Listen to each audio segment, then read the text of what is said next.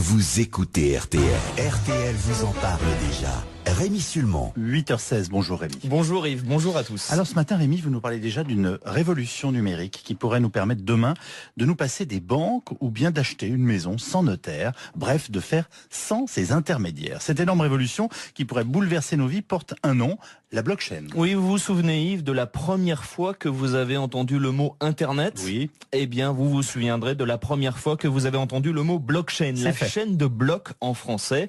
Je me méfie de ces révolutions technologiques qu'on nous annonce toutes les 5 minutes, mais là tous les experts du numérique le disent, cette révolution de la blockchain est comparable à l'Internet amorcé il y a 26 ans, parce que ce n'est pas une innovation, c'est carrément une nouvelle façon d'échanger entre les hommes. Alors si ça change nos vies à ce point-là, Rémi, il faut qu'on comprenne comment ça fonctionne, en quoi consiste exactement la blockchain. Alors depuis des centaines d'années, on est d'accord là-dessus Yves, on fait des transactions grâce à des tiers, un magasin hier, un site internet aujourd'hui. Eh bien la blockchain va supprimer ces intermédiaires. Imaginez, sur internet, vous achetez une table à quelqu'un que vous ne connaissez pas, vous lui transférez 200 €. Vous ne passez pas par Amazon ou un autre site, mais votre transaction entre vous et lui va être archivé dans une sorte de gigantesque livre de compte public. Ce livre de compte virtuel n'est pas tenu par Amazon ou un autre acteur du net qui touche une commission, mais collectivement par des milliers de personnes de la chaîne, de la blockchain. Ces milliers d'acteurs valident la transaction et vous disent à vous et aux vendeurs, allez-y, vous êtes fiables tous les deux. Cette grande chaîne réussit un exploit inédit,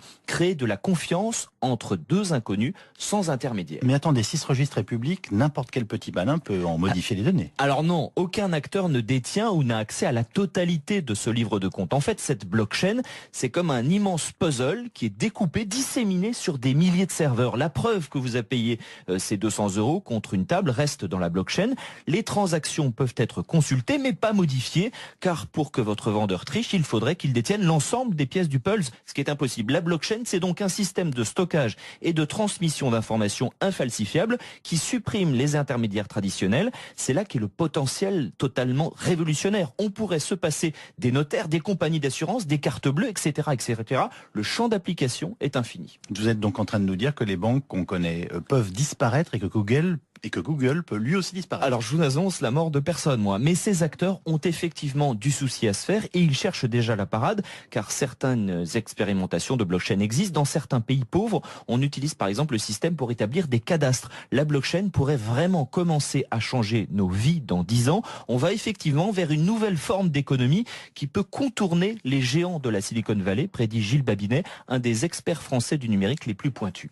C'est la première fois où on a une technologie qui est, entre guillemets, anticapitaliste. C'est-à-dire, tout le monde est détenteur de la technologie et il n'y a plus d'hommes intermédiaires. C'est-à-dire que quand j'utilise Uber, j'enrichis Uber. J'enrichis pas uniquement le taxi qui me conduit. Et là, on peut faire un Uber sans Uber. C'est-à-dire que 100% de l'argent que je vais donner va aller au taxi. Et ça, c'est quelque chose qui est révolutionnaire. On pourrait donc voir une flotte de taxis, Yves, sans Uber et sans entreprise. C'est révolutionnaire au point que Gilles Babinet pense, avec bien d'autres, que l'inventeur anonyme de la blockchain devrait recevoir le prix Nobel. C'est cette technologie qui a permis la création notamment de la monnaie virtuelle Bitcoins.